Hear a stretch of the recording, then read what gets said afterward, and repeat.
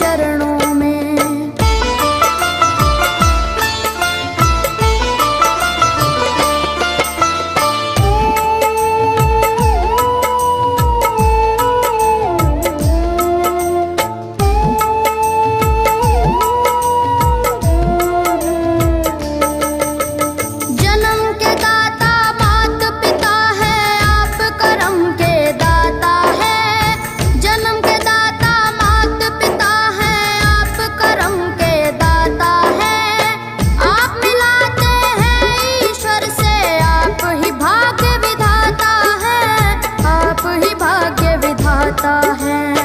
दुखिया मन को, रोगी तन को, दुखिया मन को, रोगी तन को मिलता है आराम आपके चरणों में। हे गुरुदेव प्रणाम आपके चरणों में। चरणों में सारे तीर्थ धाम आपके चरणों में।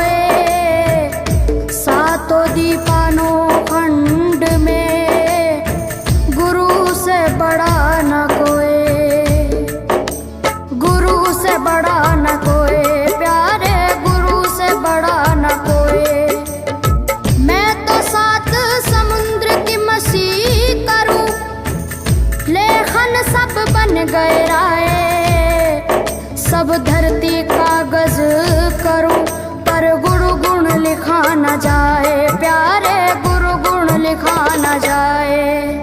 सारे तीर्थ धाम आपके चरणों में। हे गुरुदेव प्रणाम आपके चरणों में। चरणों में सारे तीर्थ धाम आपके चरणों में।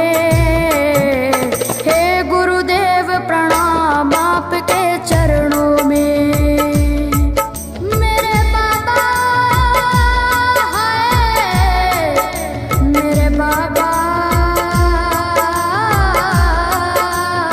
मेरे बाबा, मेरे बाबा, मेरे बाबा।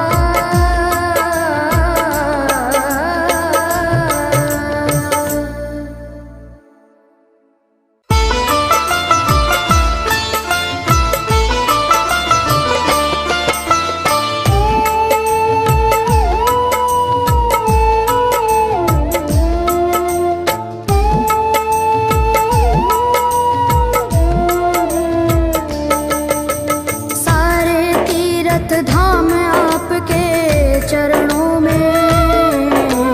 हे गुरुदेव प्रणाम आपके चरणों में। चरणों में सारे तीर्थ धाम आपके चरणों में। हे गुरुदेव प्रणाम आपके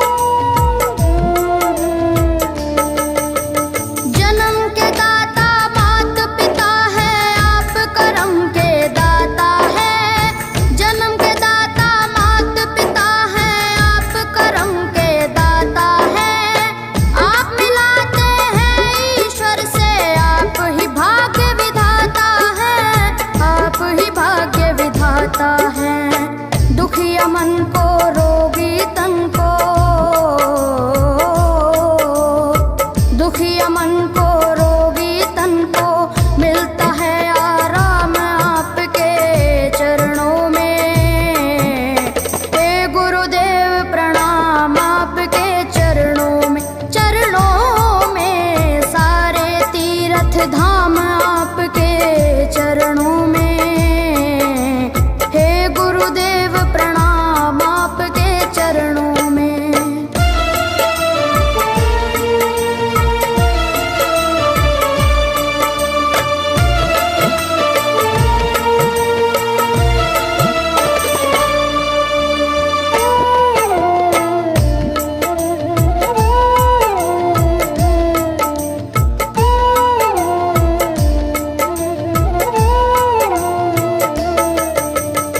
निर्बल को बलवान बना दो, मूर्ख को गुणवान प्रभु।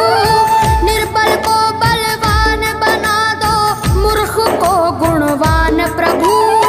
देव कमल और बंसी को भी ज्ञान का दो वरदान प्रभु, ज्ञान का दो वरदान प्रभु। हे महादानी हे महाज्ञानी, हे महादानी हे महाज्ञानी, रहूं मैं सुबह हो शाम आपके चरणों में। हे गुरुदेव प्रणाम आपके चरणों में, चरणों में सारे तीर्थ धाम आपके चरणों में। हे गुरुदेव प्रणाम आपके चरणों में। करता करे न कर सके, पर गुरु करे सब होए। सातों दीपानो खंड में गुरु से बड़ा न कोई, गुरु से बड़ा न कोई प्यारे, गुरु से बड़ा न कोई। मैं तो सात समुद्र की मसी करूं, लेखन सब बन गए राय। सब धरती कागज करूं, पर गुरु गुण लिखा न जाए।